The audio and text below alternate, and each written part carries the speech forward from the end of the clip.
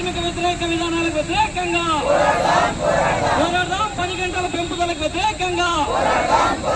పోరాడదాం, 4 లేబర్ కోడ్లకు వ్యతిరేకంగా పోరాడదాం, కార్మిక వర్గానికి నెలకి కనీస వేతనం 26,000 రూపాయలకై, కనీస పెన్షన్ 9,000 రూపాయలకై TUCI కమిటీలు పిలుపునిచ్చినాయి. ఈ నేపథ్యంలోనే